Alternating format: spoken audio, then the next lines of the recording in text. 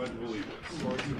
I pledge allegiance to the flag of the United States of America and to the republic for which it stands, one nation, under God, indivisible, with liberty and justice for all.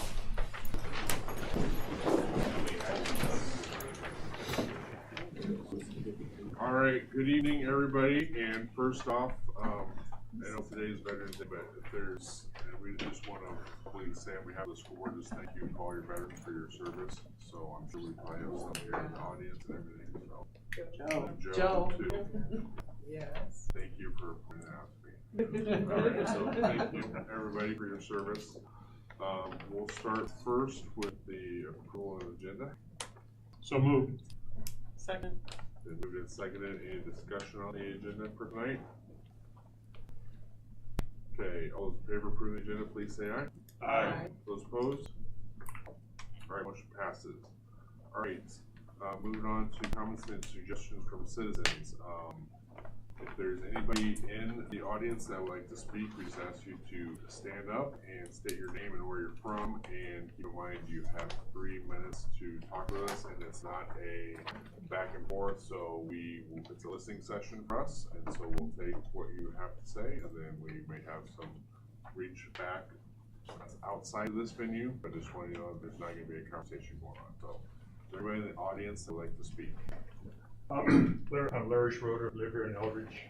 I'm probably better known anymore as Jason Schroeder's father. So I lost my identity a little bit. I'm really here just to have a concern about the rezoning request behind the Old Christian Church. For anybody who doesn't know, they want to go from low density to basically a high density zoning. That is, excuse me, Fifth Street is extremely busy. If you've ever been there between 7:30 and 8:30, 2:30 and 3:30, football games, open houses, anything you name, that street's packed. And now you want to put a high density area inside of that. And even worse than that, that area has no other way to get in but Fifth Street. I live on Valley Drive, at least I can come in the back way, and most of us can, but Fifth, that whole area, which is Brookview, I believe, West Brookview, would have nothing. So just a little concern that you may be adding to a problem here. There's also the idea of the 2 dead ends. I'm not sure I understand that. It's dead ends usually are spaces for storage, extra trailers, boats, cars, whatever. So I would just like to have the board really think about that. I know Thursday night, I'll probably be there again. And I just think we could maybe talk more about some situations and maybe having a lot of people have to go to that. And myself, I'd rather be listening to a football game, to be honest with you, that night. So it's just a concern. I'm not gonna. I guess I'm not asking for any feedback. I'm just making sure it's been thought through. And it's the fourplexes, and again. It doesn't have to be a fourplex. I mean, if somebody comes in and the developer wants to put on a apartment building, I'm not sure what would stop him based on the rezoning. So that's it. That's all I have. So thank you for listening. Thank you. I appreciate it. All right, anybody else? All right, we have some students in the audience tonight. So basically, I'm just going to start the first row here. Landon, if you want to stand up, state your name and what class you're in, and we'll go from there. My name is Landon Brock. I'm a junior. Okay. What your favorite subject? No, we're going short tonight. I'm Change things up. I'm Nick Kramer. I'm also a junior. My name is Braden Mulvaney. I'm also a junior. Brian Grayson, junior. Thank you. And that. Lisa Crawford, I'm a junior. All right. I'm Lexi Ewers, I'm a junior. Thank you. I'm Ava Kekler, I'm a junior. Okay. We all know you're junior, so. You're quiet. No, we're good. So, all right. So, thank you everybody for coming. Anybody, we can all sign your papers. Nobody comes to me for some reason. I don't know why that is, but any of us can sign your papers. What was that, Johnny? Everybody make Mark sign his card. I just asked for it. All right. So, moving on to consent agenda.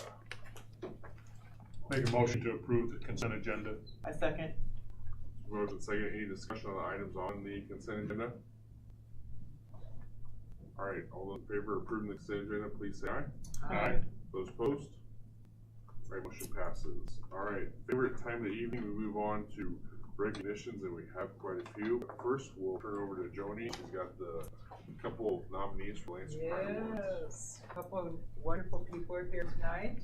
This is the Lancer Pride Award. It's by the school board. We have a recognition team throughout the district, but the board's what decided we really wanted to do something like this to recognize people in our community and our district that really do some extra special things. I mean, everybody does, I think, in our district, as we all agree, leaders in our district, but every now and then we'll get people that do some extra special above and beyond. And tonight we're celebrating a couple. One is Zeb Hubner. Zeb, come up here and stand. Zeb, our one and only, he does such a great job in and out of the classroom for students, for student athletes, social study teacher. How long have you been doing that? 10 years? I think so. That's what it says. Yeah, 10 years. Okay. I got a sweatshirt, so I know it's around, it's a number, it's by five. Since 2007, as well as substitute teaching you were doing. He helped set a tone in our first pep rally assembly, got the school spirit for the 2024-25 school year off to a great start. And when I think about you, I think of someone that developed great relationships with people, very interpersonal. I think of you as being comical, fun-loving. You care so deeply about everybody, all the kiddos it shows. And lately, you're involved with the boys golf team. What'd you do there? Well, I've done boys and girls golf, so girls golf, it's been here last year. Last couple of years, and boys too. This year went to state, so that's fun. I know, that's a big deal. And then good job. And you're inspiring those students, and they know it. So tonight, we recognize you for the Lancer Pride Award. Thank you. Thank you very much.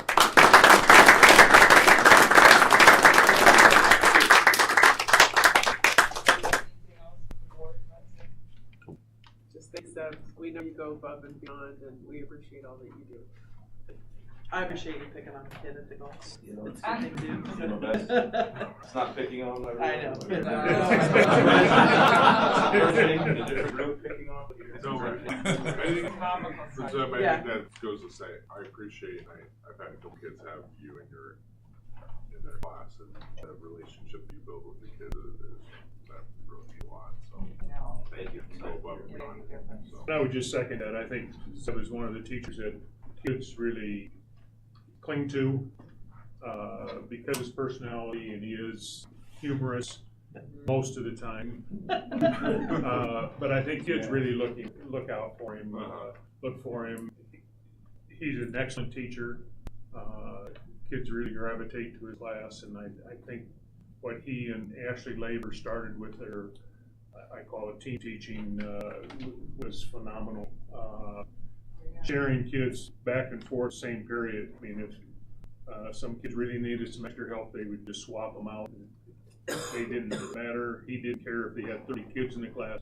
He'd teach them and get through to them. So it was fun watching that as an administrator and see what kids were doing. But he's a great addition to the staff. Actually, some of the kids are older than you. That's, Mentally. Yeah. No, I'm kidding. You're the best, thank you.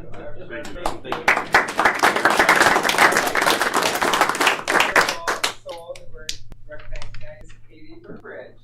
Katie, come on up. She's taught at our Scott School District for 20 years, right? And currently at the Ed White School. Where else have you been? Alan Shepard, yeah. So we thank you for that. And this is a quote, this is from parents, where you make a big difference to kiddos. And this is a great testimonial from a family or parent that I think says it all right about you. While you have so many wonderful teachers at Ed White, I've yet to encounter one who has struck a chord like Mrs. Burbridge has. Since day one, she has been so wonderful about updating us on daily progress and successes with our son. I feel it's so rare to hear from a teacher every day, but she takes so much time and care to write notes to get sent home every day for our kiddo. She clearly has so much passion for teaching and genuinely cares for her students. I've noticed enormous improvement in not only our son's schoolwork, but also in the mood and attitude at home. He really gets excited about going to school. I know Mrs. Burbridge plays a huge role in that. She truly encourages things that he's very passionate about, and it's been incredible to watch him flourish and grow. Another parent, I have told her many times how grateful I am for her, but I wanted you to know as well that I'm incredibly thankful for her and the work that she does for our kiddos. And we could go on and read many more parents, and the kids are thriving because of you. So we really want to thank you for your extra, behind the scenes, extra work with the kids. They know that you just truly care about them. So thank you. I'll give you a hug.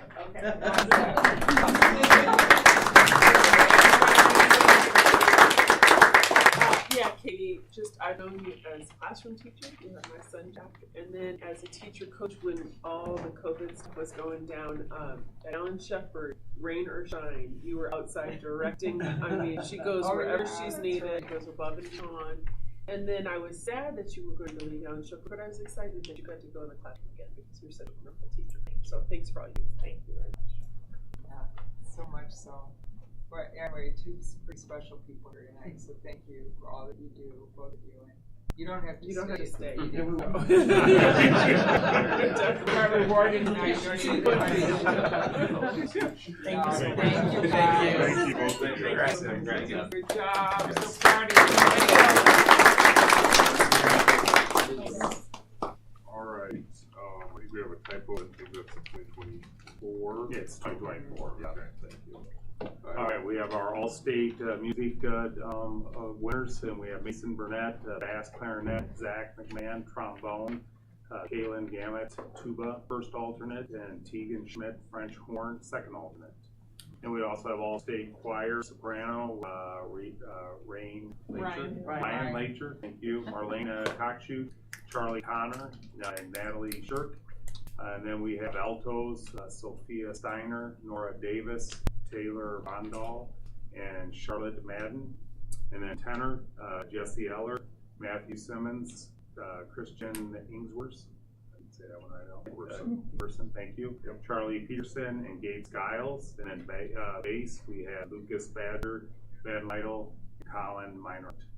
Congratulations to all of our all-states. That's awesome. Great. Thank you. And next we have our volleyball coach, Taryn Van Earweg, was MAC Coach of the Year. So congratulations. State Thespian Festival, our Radom girls will perform this Friday actually now. Got moved from a Saturday morning to a Friday night one. So congratulations to being selected for that. State volleyball, we were beat in the semifinals, made it to state and made it to the semifinals, I think the third time in the semis in the last 5 years, so congratulations to them. And of course, state football, we are in the semifinals in the Dome Thursday night at 7 o'clock. Congratulations to the football team, hopefully we recognize them for bringing home state champion. Yeah. So it's been a good fall. Last time they went, nobody could watch them. Right? 2 times ago. 2 times ago. Oh, that's right. Yeah. All right, thank you very much, Joe. On to bills, Jill. Thank you. This evening I have $369,099 worth of bills presented for approval for payment. The items I picked to highlight include a payment to David Larachelle for $5,650. He's the elementary-wide visiting author. A payment to Dick Blick for $5,472 for a new kiln at Allen Shepherd. Most of that will be paid for by their PTA through donation. And a payment to the ISU Scott County Extension Office for $13,092 for furniture for the new therapeutic learning classroom at the junior high, which is also paid for. Wow. Now is that visiting officers to all the elementaries, right? Yeah. All right, I'll entertain a motion. Make a motion to approve the bills. Second. The motion say any discussion or questions from Jill on the bills? All right, all those in favor of approving the bills, please say aye. Aye. Those opposed? All right, motion passes. Now on to American Education Week proclamation. All right, we know that our district really supports and recognizes American Education Week because it recognizes all of our employees. And so we have a proclamation for November 18th through the 22nd, 2024, whereas public schools are the backbone of our democracy, providing young people with the tools they need to maintain our nation's precious values of freedom, civility, and equality. And whereas by equipping young Americans with both practical skills and broader intellectual abilities, schools give them hope for and access to a productive future. And whereas education employees by custodians or teachers, bus drivers or librarians work tirelessly to serve our children and communities with care and professionalism, and whereas schools and community linchpins bring together adults and our children, educators and volunteers, business leaders and elected officials in a common enterprise. Now therefore be resolved that we, the North Scott Community School District, do hereby claim November 18th through the 22nd, 2024, the 103rd annual observance of American Education Week. Very well said. Just come up with that. Yeah, yep, you might have a motion, or motion to approve. So moved. The moved, Second. seconded, and third, and fourth, and fifth, and everything. So, any discussion on this? All right, I agree wholeheartedly with all that. So, all those in favor of approving the proclamation for American Education Week, please say aye. Aye. Those opposed? All right, proclamation is approved. Now on to reports. And now we have a couple of things here. We have administrative updates and the disciplinary report, correct? Correct, yeah. I've asked them to focus on the disciplinary report as we had presented just the numbers to come in versus focusing on their individual reports. So tonight they'll be talking, go through the disciplinary report and then the written reports in the board packet. Perfect, thank you. All right, we'll start with on the in there, Tim. Are you guys presenting? Oh, we all kind of broke up the slides. So Sorry, stand up. So, what you see fit. I can see that they were. It was like, well, if you want, we're gonna get started, but make it happen.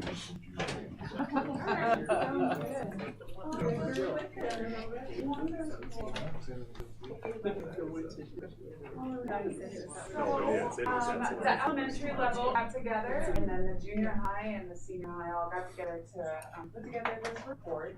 I know that we've shared some of our data, but we wanted to give you some more in-depth information about what our reporting practices are as far as discipline and behavior go, some of the trends in our different levels, and then our prevention response strategies. So throughout the presentation, you'll see each of the levels go through those things. So one thing that's important to point out is that prior to 22-23, we were using PowerSchool, and there was no consistent expectation for how behaviors were coded. There were some general descriptions in PowerSchool that would describe an incident, but perhaps from building to building, from teacher to teacher, it might vary if one person would consider that instance disrespect, while another person might consider that incident disruption. So we didn't really have that level of consistency, nor did we have any clear guidelines about what was going to be entered as a minor versus a major. So each administrator was responsible for setting forth those expectations in their own building. Then when we got Infinite Campus in the 22-23 school year, we decided as an entire admin team that we needed to be more consistent with how we were entering referral data. And so we went to the sheet that you have in front of you now. So the guidelines that you have in front of you right now are what all of our teachers use district-wide to determine what they're going to code as a minor behavior incident versus a major behavior incident, and then how that incident itself is labeled.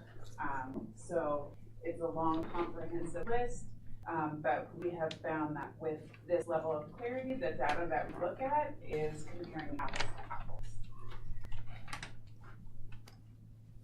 So this is all of the elementary data together. So each building, we have some obviously, speaks abusive language or profanity, defiance. This one here is disrespect, this is disruption, physical aggression without injury, and then skipping class. Curious, I'm sorry, is the blue last year? The blue was 22, 23, and then the red Okay. is 23, 24. Okay. So thank you. So one thing that we'd like to do is really clarify the bullying versus disrespect. And when we're thinking about bullying, it is it's difficult to get to a true bullying situation. And the state recently defined its conduct placed the student in reasonable fear or harm to the student's person or property, and the conduct had substantially detrimental effect on the student's physical or mental health.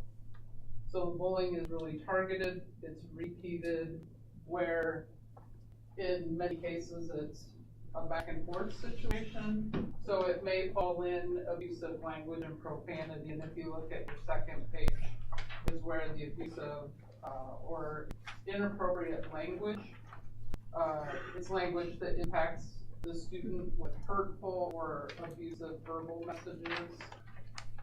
Or then it could fall under the disrespect where it's a student to student going back and forth. So it's a little bit difficult. Sometimes people look at the bullying and it's fairly low. And this, at the elementary level, skipping class is typically very few students, but the few students that we do have a large number of elopements. So many times these students come to us, they have a behavior intervention plan. We work with the challenging behavior team to really find out what their function of behavior is, to really work with that intervention plan and the teachers to decrease these. I'm going to say, so this is 25, 50, and 75. In the blue, we had a student at White with 35 elopements, which was 35 times he eloped from class. In the red, it was 28. And this year so far, he's only had one. So while we see the increase for that one student working with the behavior intervention plan, it's really decreased. So, Carrie, at the elementary setting, what does that look like? Like, are they just like getting up and leaving class and walking around the hall? Leaving class without permission. Okay, alright. Cause I know at the upper elementary, you kind of switch classes, so that gives them opportunity to kind of Absolutely. escape, for lack of better words, but, yeah. Thank you. Yeah, so the next few slides, we're just going to highlight kind of the intervention strategies that we have in place for universal tier instruction and then kind of a tier 2 and tier 3. So obviously one of our biggest things is prevention strategies for behaviors at the elementary level. And so when we talk about it at tier 1 level, we're talking about all students at our elementaries are receiving this instruction. So one of the first ways we do class meetings on a weekly basis. They look a little bit different in each elementary school, but the purpose behind that is about building relationships in the classroom, establishing expectations, touching base on things that might be important for the classroom or school-wide expectations.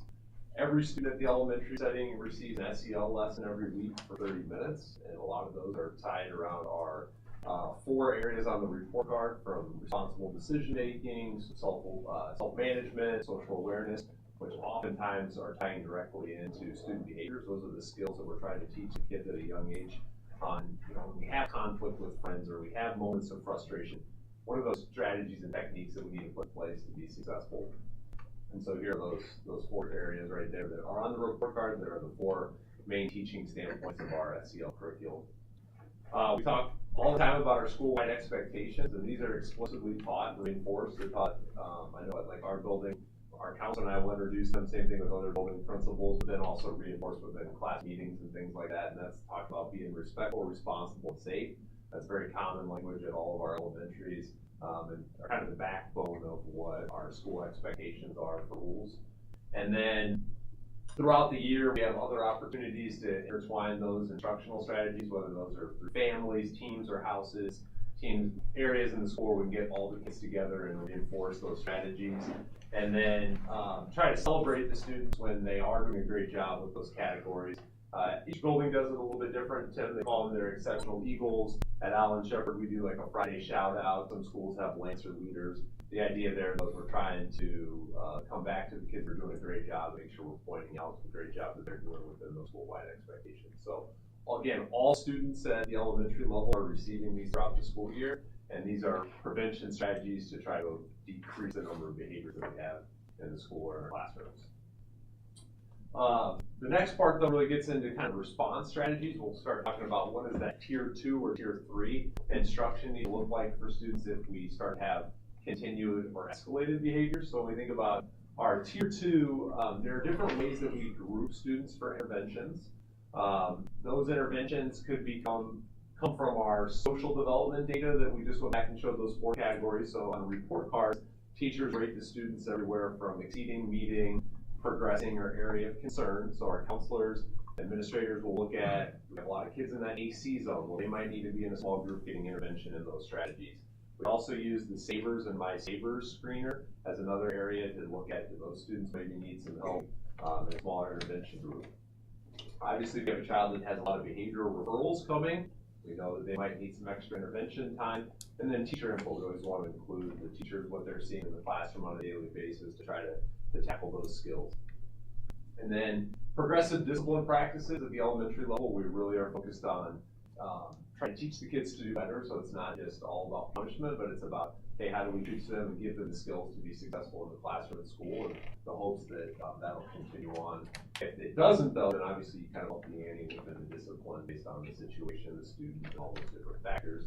And then family communication is a really important part of this here as well. Obviously, we look at a lot of the behaviors at the elementary level. We want to make sure we're communicating with parents because we feel like it's a team approach to try to help the student be successful, and we can't do it without parent support at home as well.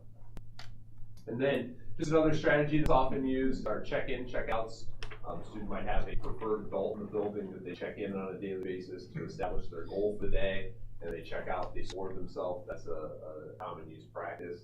And then we also try to incorporate other outside agencies when appropriate, and so that might be help from the AEA. That can also be, all of our buildings are now equipped with Bethany services. Sometimes that's more of a therapeutic approach that needs to happen. We include it out there as well.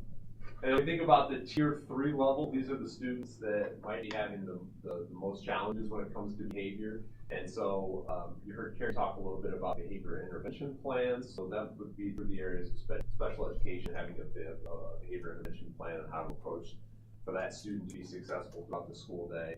Odds are they're working with a special education teacher or having a team of support in place. Also through the AA and then our own district teams, we've established a challenging behavior team where members of each building are part of the district team, and they are really working on helping teachers tackle problems within their classroom. And so referrals can be made to the challenging behavior team to how do you help support this student if they're struggling with this, or give teachers the resources and tools to help educate that child. And again, outside agencies come into play like Bethany. Again, family communication is still very important, but obviously the higher the behavior gets, the more frequent that communication becomes. So that's kind of the list for the elementary. I don't know if we want to go to the junior high and have questions at the end. Is that probably the easiest way to do it? Okay. Who's going for the junior high school?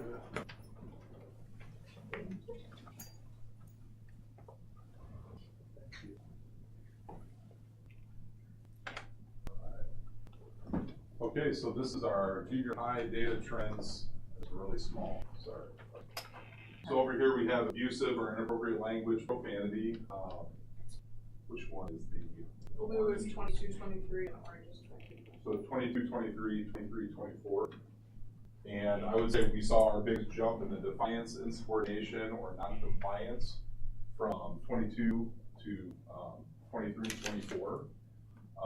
Then we have disrespect and disruption. They're known as your 3 Ds in discipline. So those are across the board. When you look at discipline data, those 3 areas are areas of challenges, especially at the secondary level. Then we have all the way down here to the physical aggression without injury, would be our fourth highest category. And then technology violation, which usually means you're on your Chromebook playing video games, or it could be your cell phone. You could have your cell phone out, and we have our procedures that we run through with that. But what we took away from our defiance data and disrespect and disruption is we wanted to make sure we had clear expectations for our students in class. And so we actually went after the TLC grant, which we kind of talked about at a couple of times. But that gave us an opportunity to revisit what are our expectations in the classroom, because we need to make sure they're clearly stated and everybody's on the same page. And so we're teaching the students just like we would with academics in regards to behavior. And so we're in that process right now. Ms. Farnkrueg and Mr. Luters have been working really hard at putting those plans in place, because the other thing we noticed with our data is one student could make up a large amount of referrals. And so it was like, okay, well, what things do we have in place to teach those skills for those students that we would consider tier 3? So if you think about it like behavior and academics, if you're struggling in reading, we can assign an intervention to that. Just like in behavior, if you're struggling with an area of behavior, maybe it's not compliance, we can teach skills to that student to help them be more compliant in the classroom. Then we have our junior high behavior rubric. This is also pretty small, but we have level 1 through level 4 behaviors, and the consequences across the bottom. And what we say in here, this is in our student handbook, is at times we may need to jump levels depending on situations. So a lot of times in discipline situations, it's got to be case by case based upon what's happening. And so we always include parent communication, talking to the families about what's going on. But oftentimes that is a discussion between Ms. Farnkrueg and myself when there's a situation that arises to make sure that we're on the same page with this level of discipline of that. Now we'll go through our tier 1, 2, and 3. All right. So as you're going to see as we go through the different tiers, a lot of the different aspects that we hit at the junior high are very similar to the elementary. We're really trying to have a cohesive system pre-K-12. So a lot of the things are similar, but they might look different depending on the age level and the appropriateness of the students at the junior high. Like Chad was talking about with our discipline and behavior rubric, it is a nice way to be consistent across the board, especially when we're implementing a lot of our tier interventions and having conversations with those students. It helps with that consistency. We're having the conversations with students and parents. One aspect that we do for all students, our students start off their day at 7:50 with our AT or advisory time. It's similar to homeroom. We try and keep those sections pretty small, between 15 and 18 students, so they can really have some good team building and relationship building. We firmly believe that relationships are the key to success when it comes to making sure students know that they're cared about, but also that they can go to a trusted adult in the building and confide in them and have good relationships, not only with their teachers, but with their peers. So we really take advantage of this first 17 minutes of our day. Our Lancer Way lessons, which are similar to the SEL lessons of the elementary, our school counselors deliver these every Friday for 30 minutes, and they focus on the responsible decision-making, self-management, social awareness, and relationship skills. These are delivered virtually to all students from our 7th and 8th grade counselors, but there's many stopping points during these virtual lessons for teachers to have discussions with the students and have them be a part of the delivery of the lessons as well. School-wide expectations is explicitly taught and reinforced. This is something that we really focused a lot on this year since we got this TLC grant.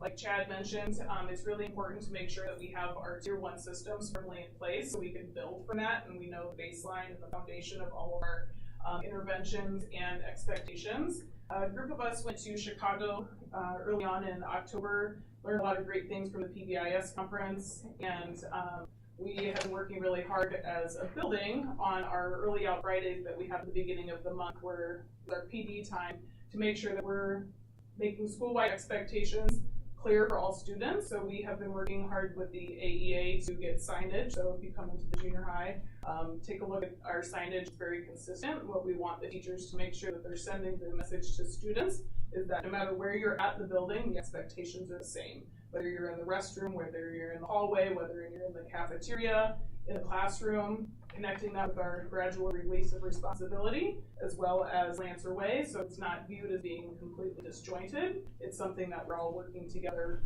to send the same message. School-wide recognition, not only do we have our discipline and referrals that we're focusing on to build those good skills, but we also want to recognize our students that are doing amazing in our building through our Lancer Way Hire Award that we give every 6 weeks. Our teachers nominate a student that is really showing all their Lancer Way skills in a great way. And so we recognize those at the end of our 6-week cycle. We do have positive referrals that teachers can submit through a Google form, and we recognize them by sending an email home, so not only the students know that they're getting it, but also we want to make sure that the caregivers are getting that message as well to help them be recognized in home as well. Because most of the time when you're delivering a message home, it's not always the most positive, so we want to make sure that that's something that we do as well. And then something that we started this year as well for Tier 1 is a spreadsheet with all 560-some students in our building on there. And by the end of the year, our goal is to make sure that we've made a positive contact home explicitly for each student, whether it's through email, where we CC the student on there to make sure that the student knows that they're being recognized, that can build that conversation at home. Personal conversation in person, whether it's at conferences or in the hallway or out in the community or a phone call home. And then restorative practices as needed. A group of us were trained a few years ago in that to help build and bridge those relationships between students and sometimes between students and the teachers as well. Moving on to Tier 2, small group interventions. We use the SABRS and social development, behavior referrals, and teacher input to have these small group interventions. Attendance contracts, especially with the attendance law, making sure that those are put into place and having that consistent communication with home to build that value in coming to school. Lancer Way scoring, like I mentioned, 6-week cycle. Our Lancer Way, for those of you who are familiar with that, is to help build students to become post-secondary ready, not only here for the skills of the junior high, high school, but beyond as well. Progressive discipline practices, like Chad mentioned, restorative practices, collaborative problem solving, or CPS. This is something that we've learned this year along with our TLC grant.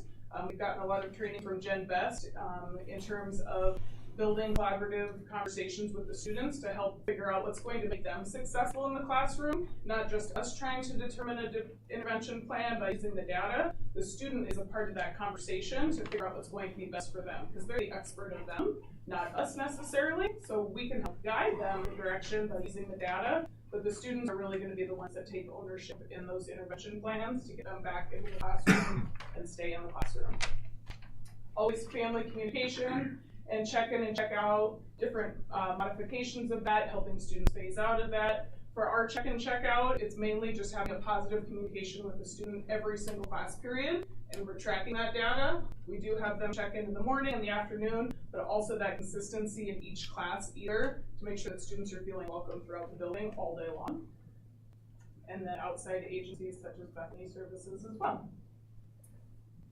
And the TLC program fits into the Tier 3, which is the grant that we received that we're really excited to implement this year. The therapeutic learning classroom, like we mentioned, the behavior intervention plans, which generally go along with special education. The collaborative problem solving, like I mentioned. Collaboration with the challenging behavior team, which is a district-wide team. Outside agencies and Bethany Services.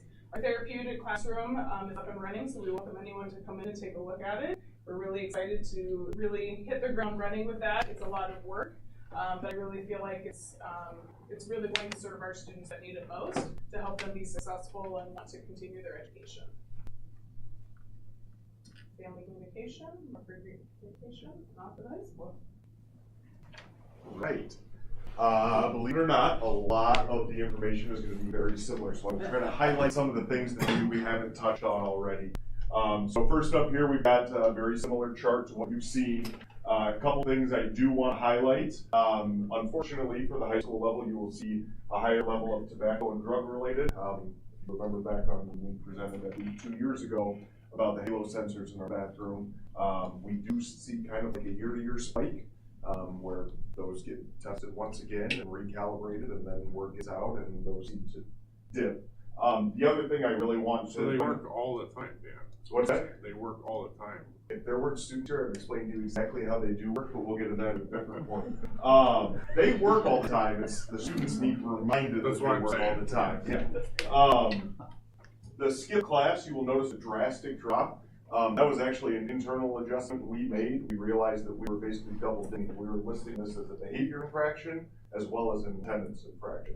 So we changed our attendance code, which is why our skips class is significantly lower. I wish I could say that we really hit it with those kids and we made that behavior change. It's really just a documentation change there. So you will see kind of where some of these levels lie, and we could get into where each one jumps year to year. I know a concern that gets brought up every year is the difference between junior high, high school, just the sheer total. I think when we sit down and we talk about it as a team, is a lot of these that disrespect, disruption at the high school level, that basically turns into them not attending class. That idea that I'm going to choose to not engage in that environment, whether it's peer-to-peer conflict or adult-to-peer or adult-student conflict. Unfortunately, we see a lot of that just turn into, well, I'm not going to go today. And so I think that's part of the reason we see lower numbers here is we have some students that just select to not attend. Obviously not a problem that we're okay with, but I think that's the reason we see some different numbers between those two systems. It's generally a little bit easier to escape a classroom setting at the high school level, unfortunately. With this, you guys have seen a couple of these options. This behavior matrix for the high school, we updated over the summer for this year. And really what we looked at is we looked at that junior high matrix that you guys saw from Chad and Steph. We really liked how clear and consistent that was. We had a couple different existing documents at the high school level that we kind of consolidated together. And we also found it to be, in some of the conversations we were having last year, to have the board policy referenced in that. We're dealing with slightly older kids who sometimes really benefit from knowing exactly why this policy is in place. So some of the conversations we have, well, that's a dumb rule, why do I have to follow it? Well, this is the exact reason you have to follow it, actually. So we found that having those conversations and laying that out for students has been really impactful. I did link, if you guys are in the agenda there, this is a full list. I didn't take a screenshot of the whole thing because it was pretty lengthy. But it does give you basically what those levels of infractions are. They don't necessarily mean occurrence 1, 2, 3, and 4. Similar to what Chad said, is we kind of have the administrative discretion depending on the severity of an infraction to jump up some of those levels. The two things this has done is this has really helped with student and parent conversations. I've even had conversations with a student where I'll sit down and I'll walk through, for instance, this bullying one, and I'll say, here's all the expectations of what happens with bullying. Where do you think you fall on that? Kind of give them some of that ownership to have a conversation about it in terms of what the infraction was and what the potential outcome could be. And the other thing it does it promoted consistency. We've got 4 administrators at the high school level. Human nature, sometimes you deal with some of those things slightly differently. So it's really given us a pretty clear-cut expectation of, rather than having a hawing about, well, how many days of this or what do you do here, it's really what level do you think this falls at? Boom, there's your consequence. And it's pretty consistent there, so it doesn't matter which one of our 4 doors you end up in, same result happens there. So again, those tiered expectations, I'll kind of go through some of the things that are slightly different. We have seminar, which is similar to like our AD or homeroom. In the past, that has met once a week on Wednesdays for about 15 minutes. Due to our schedule change this year, we moved it to roughly every other Friday for 30 minutes. So we're looking at some of those same things: relationship building expectations, Lancer Way lessons. And then the other thing we try really hard to take advantage of, especially this year, is our freshman transition, where we're really reinforcing those seminar skills. Not every freshman gets freshman transition if they don't have a first period band or orchestra that are in that class. And then we do have some specific lessons for incoming freshmen. Like for instance, this week they're talking about procrastination. And what is too much procrastination? How much do you push that limit? And then we do have our Lancer Way recognitions. We have our weekly nominations and awards. And then we do, as of this year, have a partnership with North Scott Chamber of Commerce, which I know was a suggestion from the school board. in this past summer, so they are actually asking for students to turn in their Lancer Way scores when they apply for a job in the North Scott community, as well as reaching out for updates on those Lancer Way scores as part of that partnership. So hopefully that's just the stepping stone towards that, but we do hope to kind of grow that there. With our Tier 2, we do have small group instruction. Our school counselors do a great job with identifying students and bringing them in for specific areas to work on, as well as our additional outside agencies. One thing I want to mention is we've utilized Scott County Kids for some mediations, for some just one-on-one between students that are having conflict, or we had a larger group of students this year. I think it was closer to 12. So what they do is they bring in 2 counselors from juvenile courts, actually, that come in and help with kind of restorative practice, and it eliminates the school aspect, so you get a lot more honesty and buy-in from the students, where you don't have to be honest to the guy who might then be giving you a consequence as well. So we've seen pretty good results with that on some of those bigger kind of prolonged concerns. With attendance, we have our appeals process, where basically if the student's not attending a class, they go through a process to stay enrolled in a class, and there are some expectations they need to have in our attendance contracts. And we have our Lancer Way scoring very similar to junior high, and then the progressive discipline practices, which you saw from that behavior matrix. Tier 3 level, we have some behavior intervention plans. That is one thing at the high school that we know we need to get better at. We inherit some from junior high to do the best to accommodate those to our existing structure. And this year we're really trying to up the ante on that, knowing that we're inheriting kids that have come from a really structured environment. How do we continue to support them?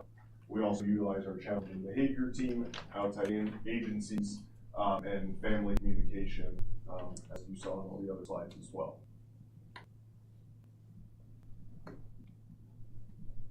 Questions not only for Dan, but for the rest of the staff that presented to us. Joan, you've been writing a lot, so I'm sure you've got one. Well, this is great. This is very interesting how you guys capitalized on all this to obviously get the corrective action to help the kiddo. But what now for the high school, the defiance and skipping class? How did you find that those were similar, that you had to break them apart? So with this, are you talking about? Yeah, the verse, The data bar collection, graph, I think. the bar graph, where you. Yeah, with this. Like, yeah, how can you? So this kind of 2 different things. So the skip class 2 years ago, if a student skipped class, we entered that as a behavior referral. Right. And then they were also getting dinged on attendance for not being in class. So what we did is we eliminated the behavior referral, and this was just that they basically straight up eloped from class, like the elementary was talking about. And we tracked the skipping of class just on the attendance side, so that just doesn't show up here. Well, the other thing I was talking about is, like, we typically don't see as much of the defiance, disrespect, or disruption at the high school level. And I think what we've tried to, we look at the same reports you guys do every year and look at what is that discrepancy from. And I think the one thing we kind of started to hone in on is that sometimes students that might be exhibiting those behaviors that would get documented as a referral, rather than going to class and being disrespectful or disruptive, they choose to not go to class. So whether that's for an entire day and they just punt on the day, or they find a way to skip that 180-minute block.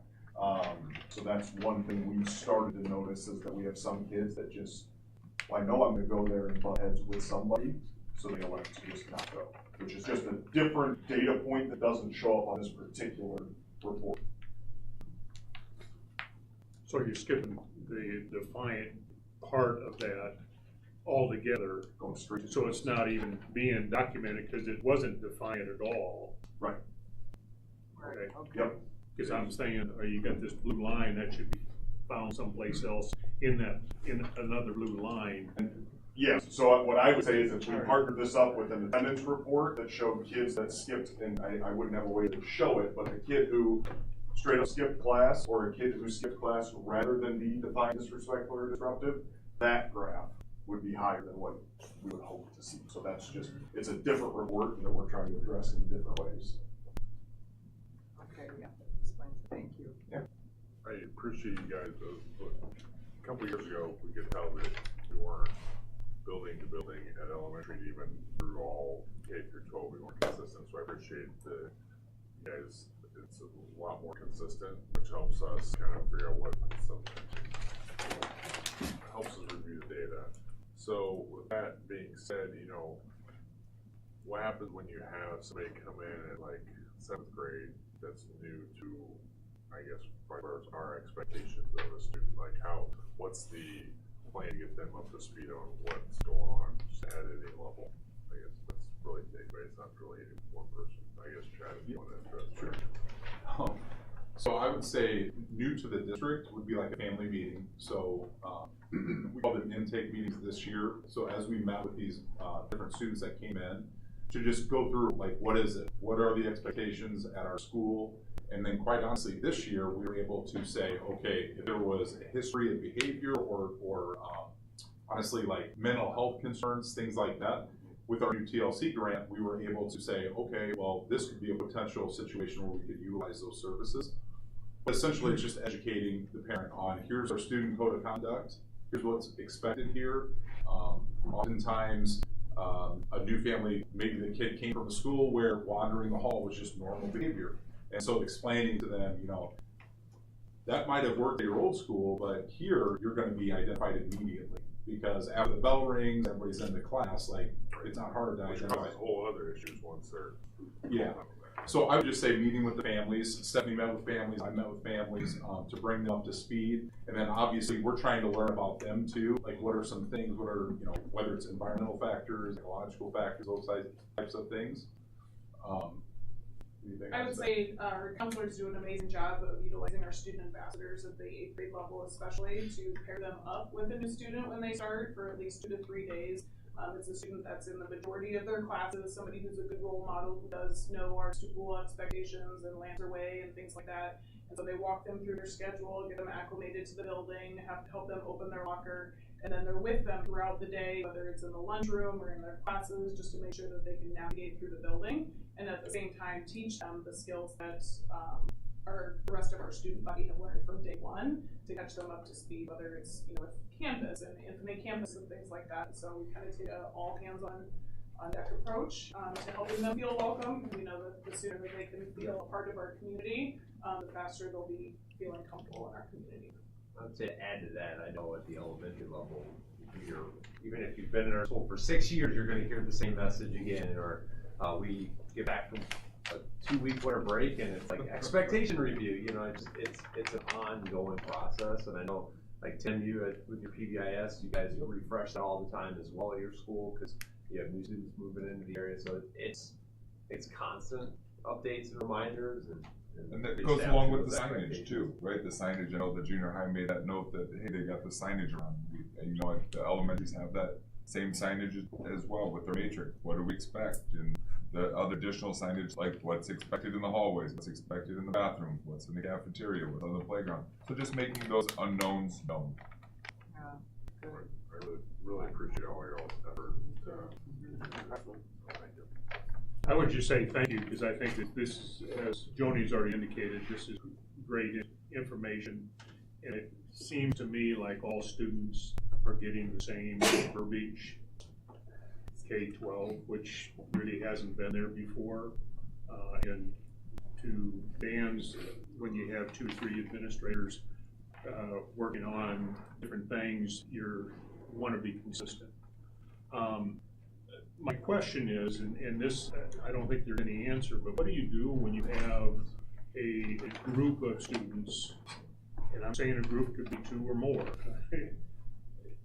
actually picking on one student or another small group of students, and you really don't find out about it? Whether it's a clique at the junior high that is from a certain elementary and they're getting on another student from a different elementary, and they go home and tell their parents, but then maybe the parent says, all right, I'm going to check on it, and then within 3 days, do you want me to call the principal? Do you want me to say something? And the kid says, no, they're not doing anything to me right now, and I don't want to bring any information. I don't want to bring any light to me, because then they'll start it up again. I don't have an answer for you. I just know that happens. Yeah, I think you know, I think supervision is really important. You know, we try to teach our teachers like recess duty. They can't just all stand up on the blacktop. We gotta spread out, watch things, try to observe things. I know I've seen every grade level that looks a little different. The elementary, we have hot spots. Like I can tell you, we have areas where we have more behaviors than others. Recess, there's just a higher student to teacher ratio. The bus, we have more kids on the bus than we do adults. And so just trying to be proactive in those spaces and, you know, at the bus, like working with our Derek and our drivers of, hey, we might have assigned seats for certain kids to try to put them by people they can be successful with. So try to control what you can control a little bit, supervise what you can, and then encourage people to report so that we can address things. I do feel like we can all test this. Usually when we address something with a student, things get better. Maybe not right away, but it takes a little bit of time and putting different things in place. But encouraging kids to get to a point where they feel comfortable enough to report those things. That is hard. I mean, we all know there's things going on that we don't know about. We can't fix things though that we don't know about. That's hard to do. So.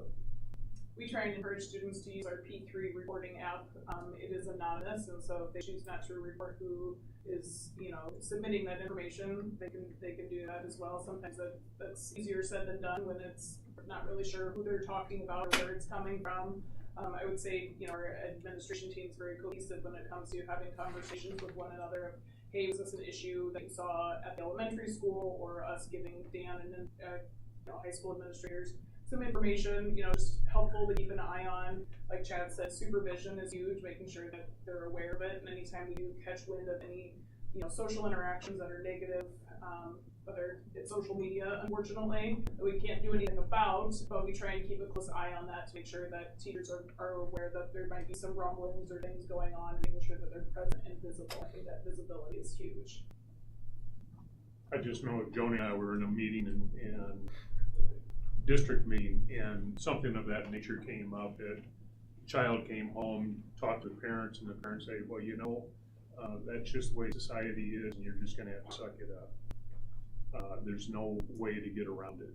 Yeah. And the more you fight it, the more you're gonna bring upon yourself. So that's something we're dealing with a different committee, and I think that's something that, you know, we just wanna, I guess we need some type of direction as a committee. What can we do to help solve that? And you can't solve anything if you don't know about it. That's the big thing. So, I will say anytime, you know, I have conversations with students in regards to, you know, interaction with others that are negative, I you know, reiterate to them and make them feel comfortable that we also discipline for reiteration or retaliation as well.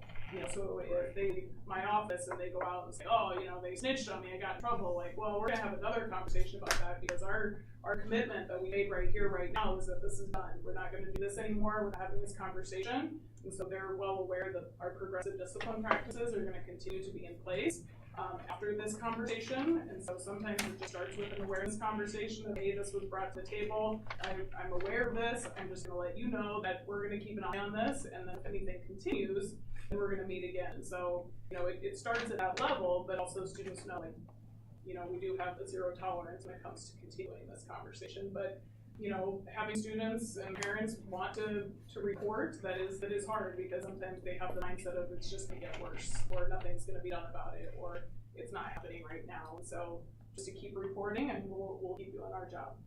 and Chet, I think you hit it spot on, and if you can get more people out watching and seeing what's going on, more eyes can see more things, and hopefully address things that are not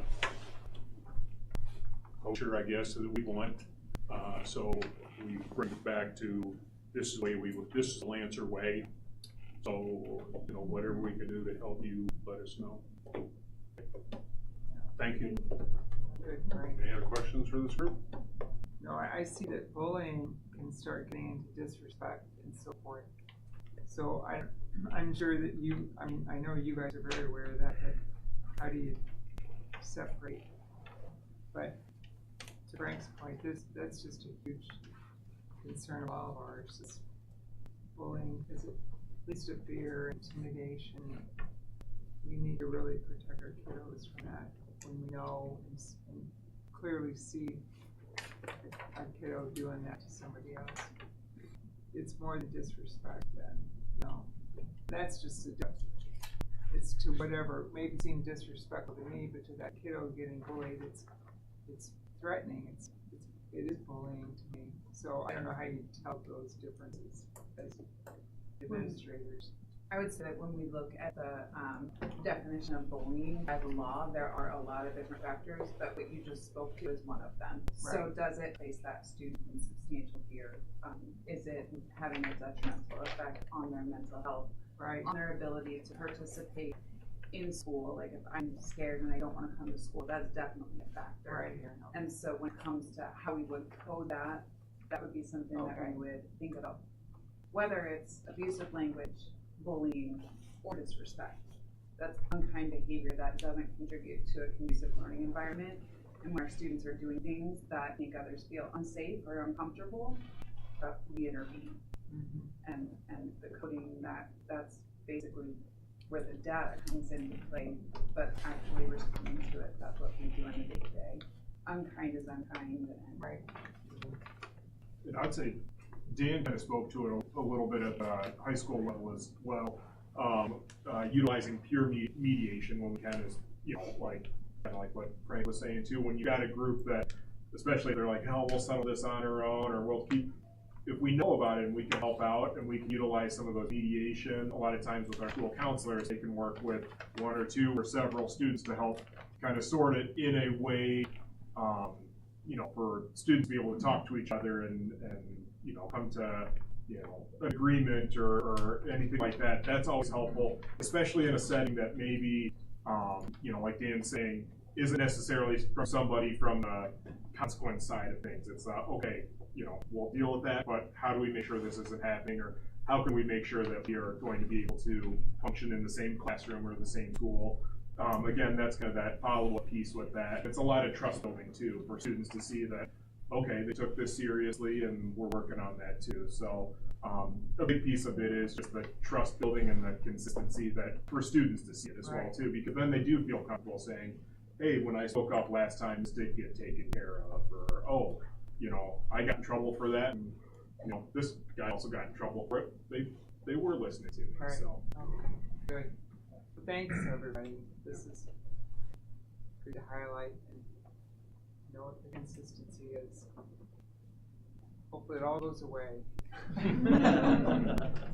Thank you very much. Thank you. And just so we're at the normal updates or in Word document or Google Doc in our agenda too. See what's so now we're moving on to, I think, Nicole and Heather. You have a presentation on curriculum instruction special ed.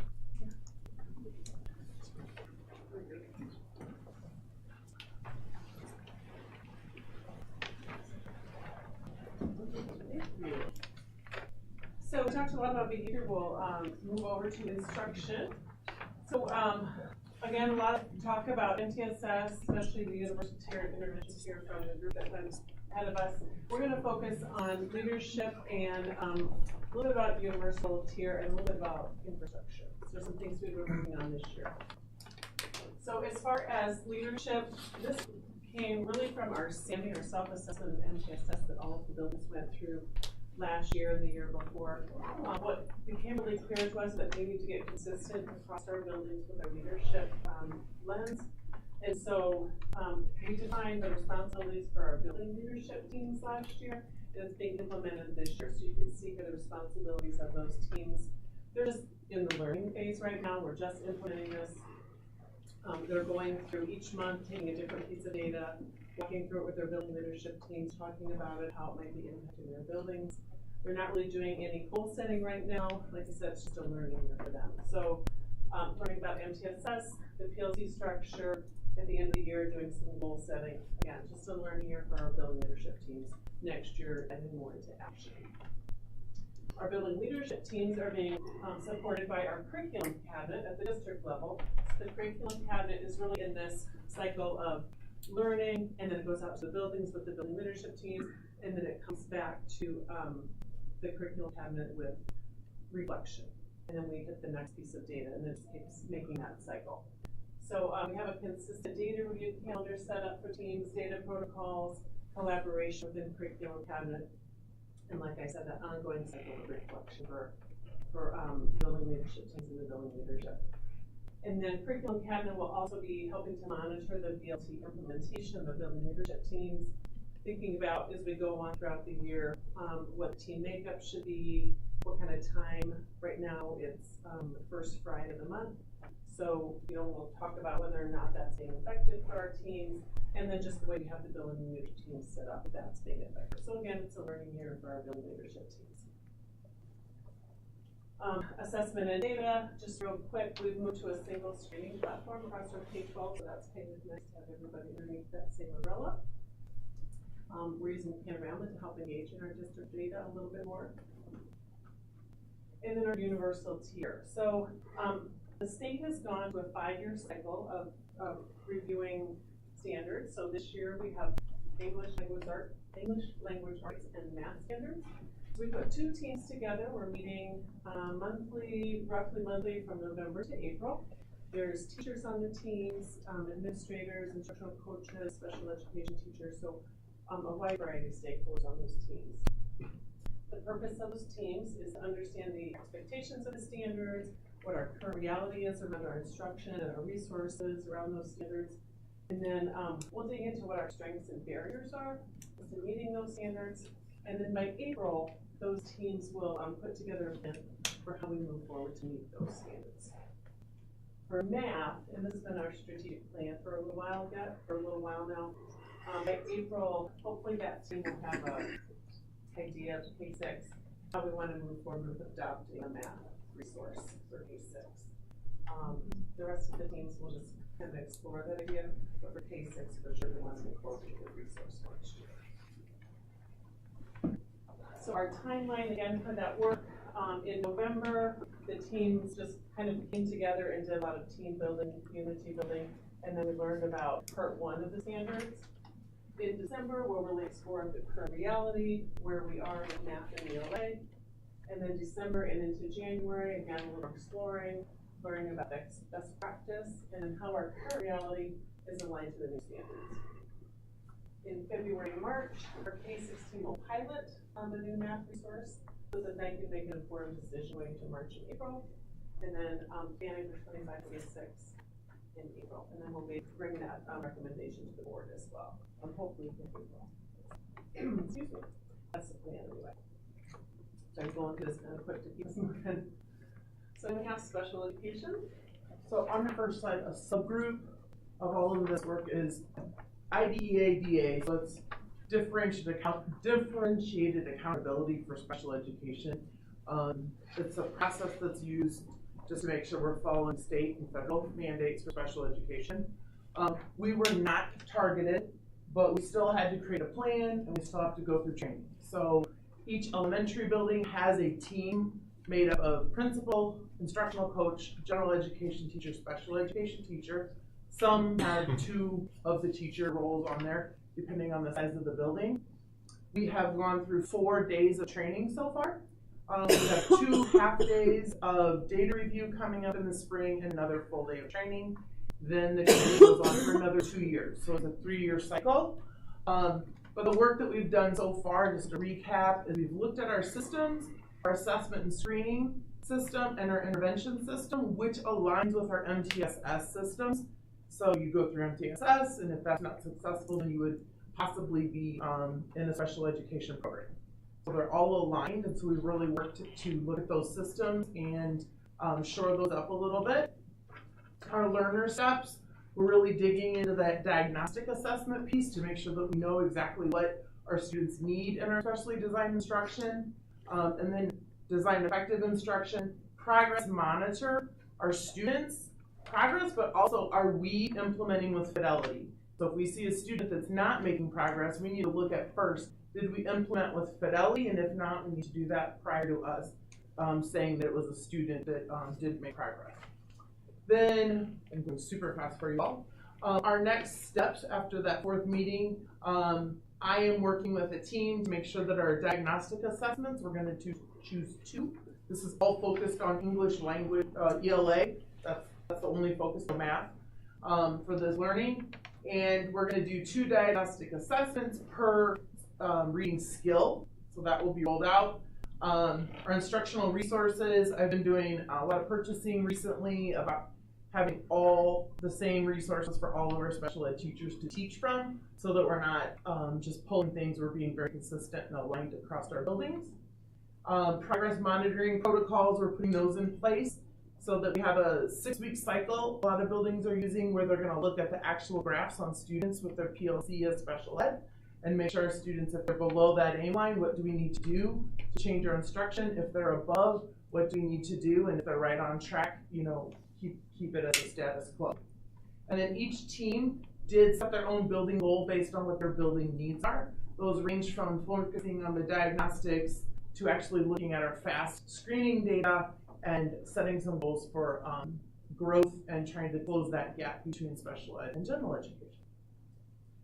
More to come in February. Okay, so putting all the pieces together and making it happen, you can see some of our initiatives here. We're in initial implementation stage with our building leadership teams, with our PLC and collaborative teams. We're in full implementation, so reinforcing and monitoring in that area. Down here for K6 literacy, we're initial implementation with our word work changes that will be fully implemented in November. And then exploring IDEA, DA, which Heather just explained. And then exploration of math and ELA standards. We're just in the exploration phase of that initiative. So all of our initiatives really take high quality implementation, and I really want to give a hat off to our administrators in the buildings, to our instructional coaches, to our teacher leaders, because without these pieces, that they really put a great deal of effort into it and planning, these initiatives wouldn't happen. So our coaching, our mentoring, our fidelity, our PLC time, our Fridays where teachers have time to plan and reflect on their instruction, and that professional development, it really all is what makes it all happen. So that's what MTS says. Thank you, Nicole. Any questions for Nicole? Right. Just one, and that's, you know, I know several years ago, there was a lot of time spent when Iowa came out with their Iowa standards. And they came out with 9 and 10 standards, 11 and 12 standards in each of the curricular areas. Has that changed drastically, or has it just been, we've got new people in at the state level, and now we're going to make certain that we are narrowing our focus or something of that nature? Yeah, so there's still a lot of standards in each area. Math has chosen to cluster their standards, so there's fewer to focus on. But they're really just going back and revising the standards. They're not brand new set of standards. There's very few changes in math and ELA. It's really just kind of updating, making sure where we are where we need to be as a state. So there's not drastic changes in any of the standards. Yeah. Thank you. Yeah. So why then is it taking till April? So we want to take a deep dive and look at where we're at right now to make sure that we're aligned with where we need to be. And that's really part of it. And then math is choosing a new resource, so they need some time to pilot that. And it's going to be a quick pilot, to be quite honest, in February and March, and then to collect that feedback and how that pilot went. So we also have to pull the teachers out of the classroom, and so we're just taking one day a month, and math gets a half a day, and ELA gets a half a day. We don't have a lot of subs, so it just takes time to have all of those folks come out the building to have those meetings. So yeah, we could pull them more often than that, but we could move faster, but we want to make sure that they can get in the buildings and have consistency with their kids. And what data are you using for whether what's been successful or not? As far as instructional practices? Yeah. Yeah, so in the spring, we'll look at our assessment data, we'll look at ISASS, we'll look at our screening and our FAST assessment data, and we have longitudinal data to help us determine whether or not our practices are successful. The state set ELA the 3-year rollout, right? We're expected to be fully implemented in 3 years, where math is really the 1 year. It's still 3 years. Is it 3 years for math? And they don't really state that explicitly, but that's been typical. So that's but the big thing with ELA is the science of reading is embedded, clear clearer within the standard. So yes, they may not have changed, but there is a higher emphasis on the science of reading. And there are some new standards like cursive writing in 4th grade. I said 3rd, and teachers are like, no, it's 4th. But anyway, so there's a brand new standard where we wouldn't even have curriculum on to meet that standard. So so there are some changes where you have to really look into see, well, what are the changes and how would that fit within our curriculum. And so ELA probably has a bigger change that's going to take more time than math will. And K6, so teachers teach both. So it just takes a little more time to process both of them and to give them time just to put that in place. To do 2 at once is a pretty heavy lift. And if you buy a curriculum, you got a year of training staff on how to use the new curriculum too. And so, you think it'd go quicker, but it's actually a fairly long process, especially if you're buying a new series. Because there's an entire year of training of all staff and all the teachers who weren't on pilots or weren't even on committees to select it have to be brought up to speed. Thank you. Thank you. Thank you. All right, moving on, we have committee report to the SIAC committee. Yeah, Joe. it was included in there. The SIAC committee, this one is mostly the legal things that we have to present and get feedback on there. Had great conversations with them on calendar and some other items, but we presented all the things that we need to present, and that's what's included in that report to you guys. Thank you. Any questions for Joe, the SIAC committee? All right, moving on to old business, we have the second reading for our policies that we talked about last month. Yeah, just do a quick reminder, the 5019, 501.10, 501.1R1, those are all the new attendance laws, and then 501.3, and then 502.4 is the driving law changes, and 603.1 is the basic instruction it changes, lower down what schools are required to do in art and foreign language, and then 700 was just adding financial services to clearly define what the 700 series are on it. Yeah, they were presented for the first reading last month. This month we're presenting to approve the the update policies. I move to approve the new policy updates for the second reading. Second. So the motion is seconded. Any discussion on any of the policies?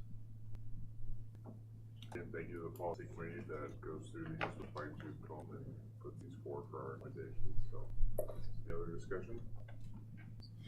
All right, all those in favor of approving the policies as listed, please say aye. Aye. Those opposed? All right, motion passes. Now on to our favorite pastime, change orders. And we do have a few tonight, but many of these you already approved based off of other contractors, so there's multiple contractors in there, so you're gonna be like, well, didn't we already do this? Yes, you have, it's just other contractors that are part of it. And so I'll go through the junior high first. The first three, number 2, number 3, are A, B, and C. That's all that fire door that was added because of the fire marshal. Was changed, and then D is the owner's request for the extra cement that we poured between the building and the asphalt. Okay. And you do have to approve still one at a time. Make a motion to approve change order number 2, the junior high to East Moline Glass. Second. There's been motion second. Any further discussion? All right, all those in favor of approving change order 2 to East Moline Glass for the junior high, please say aye. Aye. Those opposed? That was approved.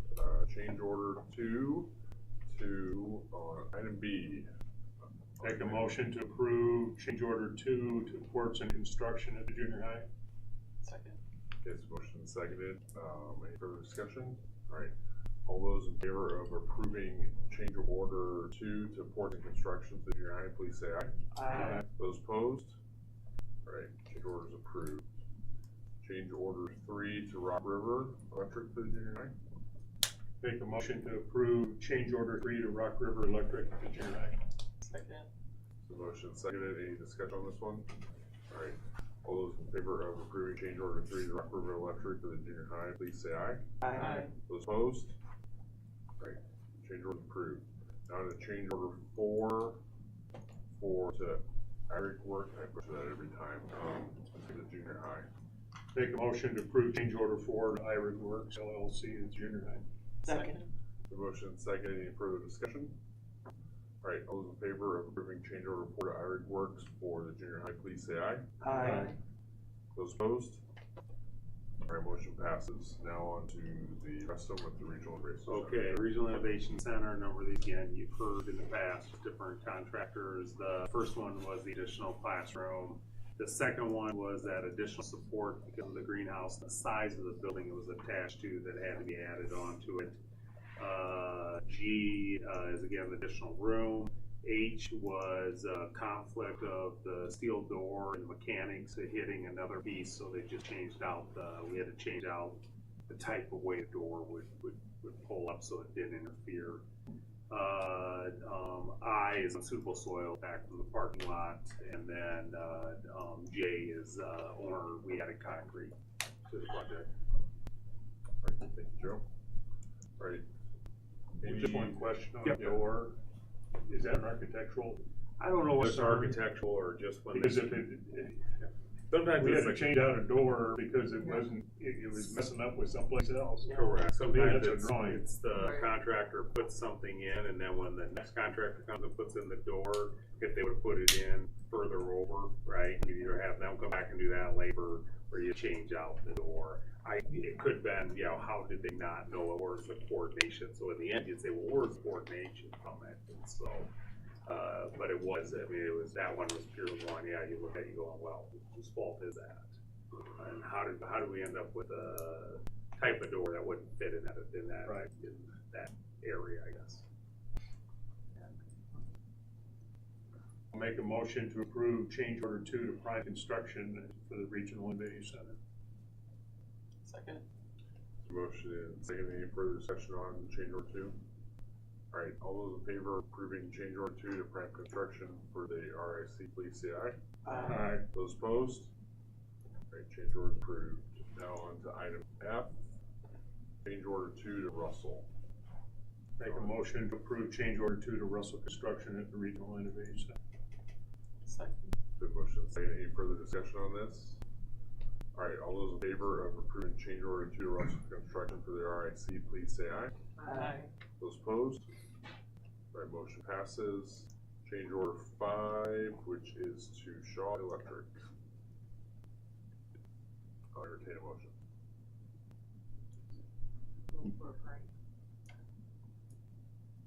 Make a motion to approve change order 5 with Shaw Electric at the Regional Innovation Center. Second. So motion second, any further discussion on this? Alright, all those in favor of approving change order 5 to Shaw Electric for the RIC, please say aye. Aye. Those opposed? Motion passes. Now on to change order 2 to American Industrial Door for RIC. I'll entertain a motion. Don't all go at once. I moved to approve change order number 2 for Regional Innovation Center for American Industrial. American Industrial. Okay. Second. So motion seconded. Any further discussion on this one? I still would like to have you talk to the architect about that one, because I'm sorry, I had trouble with that. Rightfully so, Frank. Any further discussion? Alright, all those in favor of approving change order to American Industrial Door for the Regional Innovation Center, please say aye. Aye. Those opposed? Aye. Thank you. Alright, so Serena, did you get that? Yep. Alright. Motion passes. Alright, moving on to change order 1 to, McCarthy Improvement Company for the Regional Innovation Center. Make a motion to approve change order 1, McCarthy Improvement Company. Second. So motion seconded.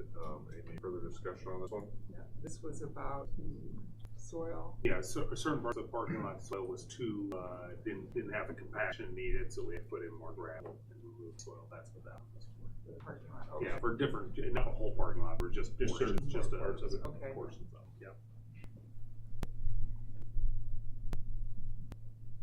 Alright, sorry, I had a brain moment there. All those, any further discussion on this one? Alright, all those in favor of approving change order 1 to McCarthy Improvement for RIC, please say aye. Aye. Those opposed? Alright, motion passes. Alright, now on to change order 2, again to McCarthy for the RIC. Make a motion to approve change order to McCarthy Improvement Company for the RIC. Second. So motion second, any further discussion on this one? Alright, all those in favor of approving change order 2 to McCarthy Improvement Company for the RIC, please say aye. Aye.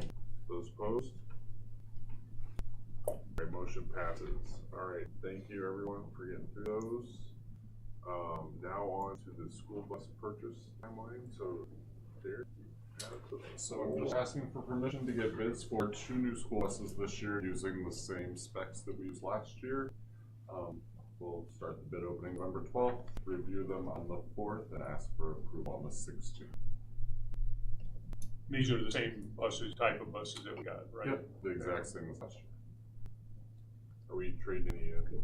3 of them. Make a motion to approve the timeline for buying buses. Second. So motion second, any further discussion on school bus purchase timeline? Usually we have a lot more discussion on the bus purchases for whatever reason. How many bids do you expect? Hopefully at least 2. Last year there was only 1 for this type of bus. But More than likely, unless another company is starting to do a better job producing propane at that size, there's only really limited one vendor right now, unless somebody happened to, in the last year or so, really entered the market. Good luck. Is that something you're seeing, that there's more there was propane? one other company that discussed it, but I can't tell you if they ever did or not.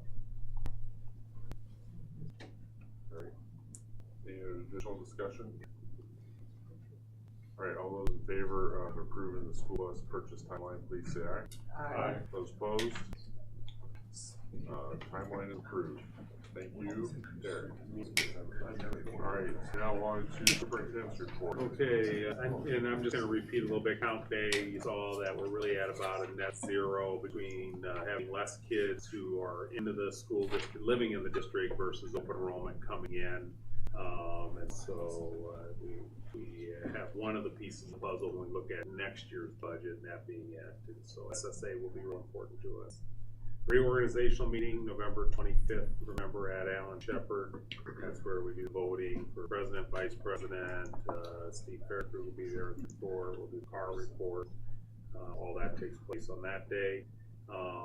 The December board meeting is the 16th, and I do have 3 of the 4 elected officials confirmed now for a 5 o'clock work session, just to sit and have a conversation with them before the session starts. So 4 of there's 4 really that represent us. I just haven't heard back from Scott Webster. I reached out today to his private email, hoping he checks that maybe more often. What's that? We were on the same flight to Florida. Oh, okay, so Just got hopefully, back. he's the only one I'm waiting to hear on. It should be good timing for them, because their caucus meetings are over with by then, and they're all just waiting for the first of the year. But plan on that, so that'll be at 5 o'clock. That's here. It'll be, yes, that means here, correct. Thank you for setting that up. Good, thanks. Yeah, Thank so that'll be you, good. Joni, for And I'll put some stuff out to make sure what is our focus on, so we'll try to stay on a really good positive note, build that relationship, but focus on some key issues that we have. Obviously, vested interest, we believe, has some traction, so. And then Vision 2025, and I told you guys earlier, you're here, Chad doesn't know this, but the electrical gearbox will be here Wednesday. So. When it comes. We waited, it was on the truck on Friday, we waited until they're actually. Yeah, until truck breaks down or rolls So that is on what the we're interstate. doing. We'll go pick it up. It's a lot earlier, They probably so. came to California. So they can start working on a plan for break to get the kitchen up and running, and so that's good news. January 16th, we are planning for a ribbon cutting and an open house. For all that, you'll be getting invites. It's a Monday, January 16th. Yeah, it's Monday. Friday, January 16th. For it, in solar, the fencing is going around and actually up at a number of the sites by the end of the week, so we should see panels starting to come in soon. The only real work we have going on is the Regional Innovation Center, which is on its really final stages. And then Neil Armstrong, which is really getting close to being its final stages. A lot of terrazzo's gone down. Kind of weird. They don't normally do terrazzo until the very, very end. Walls and stuff, it's kind of slows down other people. But because terrazzo and the wood floor people both need the same amount of power, and there's not enough power for both to be doing it, they just had to schedule them this way. So it's a little bit different process. But a lot of work being done today. I know that they're putting doors in the gym. Yep. And then the terrazzo in the older part of the building going into the new part of the building was being put in today for it. And then Leggett has responded back to the state on all the other things that we talked about last Monday, and so now it's back to the state court. We did ask specifically to get temporary occupancy of the junior high, so we started using the band room and the egg room. So, Did you also mention the forum? oh, the forum December 4th too. Thank you. December 4th, I put out an email. You guys would have had it, so we'll be putting out stuff to the public. So we just do an online, I call it a town hall meeting, where people can come in and then write in the chat questions or comments and things like that. So please put that on your calendar for that. School board convention next week. If anybody wants to ride with me, we'll leave after the board agenda meeting at 9 o'clock. It's going up Wednesday afternoon, and then staying for Wednesday night and come back Thursday after convention. So I know a number of you are driving yourselves. Maybe have a plan if we were at Dome that evening on Thursday? Oh, is that week too? Yeah. Oh yeah, we have plans for that. Yeah. Good call. Yes. I hope For it's yourself. That's all I have. Right. Any questions for Joe? Thank you very much. Go ahead, you probably will actually, because Joe did about a data. Yes. Board correspondence, Joe. Just one question, Yes. Joe. I know that at our last board meeting, we talked to Liggett about a deadline. Are they still aware of the deadline that we want January 1? Yeah. No matter what, because we want to make sure that facility is ready. I think they're close. They're down to The sprinkler system. I think the state, well, they might have to do both. The state said, here, you can do this or this, and they just have to decide what they're gonna do. If they can break it into 1,000 square feet, that's just a fire alarm, that has a voice saying it or whatever. But if they can't, then they gotta do both. So, all right, yep. Thank you. Johnny? Well, I thought we should have a school board get together. I agree. Christmas party, Join holiday party. Yeah, something. Yes. So, I thought, I'll have it at my house, January 11th. Yes, Saturday, January 11th. Yes, I think that works. So it's good for me, the rest of you don't care. No, I'm kidding. Yeah, that works. Johnny, what All right. time were you thinking? Well, like 5:30? Something, is that too Yeah. late? Oh, no, it's really. No, that's not So, January. I normally use that time anyway, Johnny. Yeah. We're in bed by 8, so we gotta leave. Exactly. I will send everybody an invite. I'm kidding. What'd you say? Okay. Yeah, they No, it'll be usually fine. do, I'm Johnny. sure we'll have That's long. four. Yes. I was gonna ask if that were. All right, any other? Thanks. Thank you. Thank you, Jody. It'll be fine. All right, any other board comments, correspondence?